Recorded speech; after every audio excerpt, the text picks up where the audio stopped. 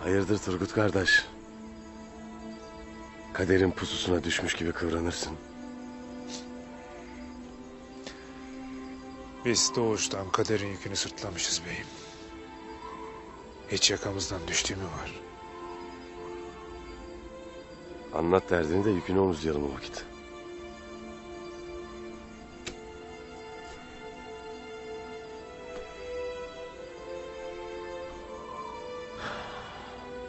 Bu yolda bitti beyim.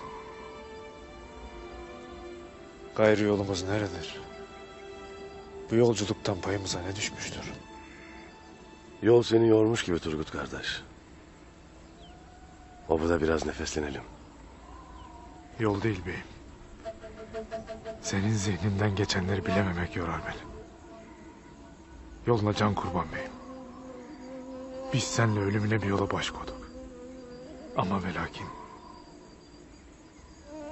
bu yola çıkmamız gerektiğini kimler söylemiştir? Bana bunu kimin söylediğinin ne ehemmiyeti var Turgut kardeş? Ne vakittir söylediklerim sual edilir oldu. Estağfurullah beyim. Estağfurullah. Sadece gönlünde, zihninde eski yerim yoktur diye kederlenirim. Gayrı bana hiçbir sırrını söylemezsin beyim.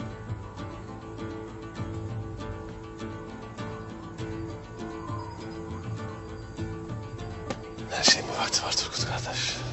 Hele biraz sabır. Biraz sabır.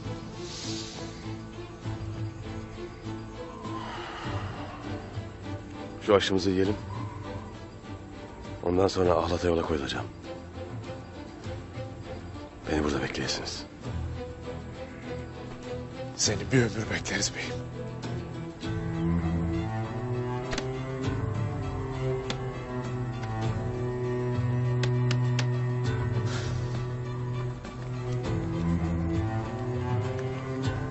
Kolay gelin. Eyvallah beyim.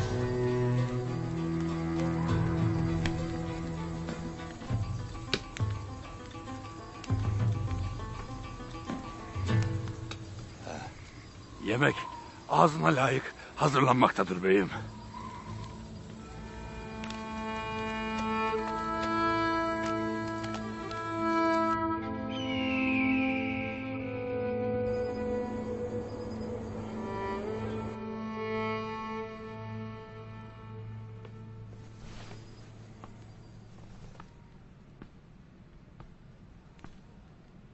Selamünaleyküm. Ve aleykümselam beyim. Gayrı iyileştin Abdurrahman. Sayenizde beyim. Allah sizden razı olsun. Başımdan bir an bile ayrılmadınız. İyi ettiniz beni. Estağfurullah. Selametle olsun. Maşallahın var Abdurrahman. Alpler de seni çok özlemişler. Tez zamanda talimhanede görmek isterler seni. Allah'ın izniyle onu da yapacağım beyim. İnşallah. Al bakalım.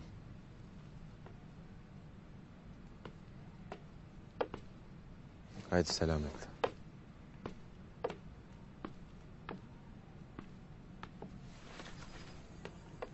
Niye dertlisin beyim? Sungur'u Noyan'ın peşinden tek başına göndermeyecektim. Beyim, sen 500 Alpini de gönderseydin daha mı iyi olurdu sanırsın? Sungur Tekin'e ayak bağı olurdun. Hem o cenge gitmedi ki, bir soysuzun hesabını görmeye gitti. Kardeşim beni yanında istemedi. Beyim, sen iki obanın da baş alpısın. Bu yol nice bir yoldur. Nereye gider, nereye varır bilinmez.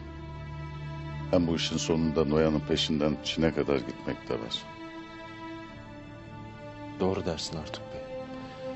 Doğru dersin de anamın hali perişandır. Evladına kavuşmanın tadını çıkaramadan ayrılığın acısı böğrüne oturmuştur. Beyim, sen devletin emrine uyup Noyan'ı serbest bırakmak zorunda kaldın. Sungur Tekin de ailesi için gereğini yaptı. Bundan sonrası takdiri ilahi. Hiç boşuna kendini hırpalamayasın.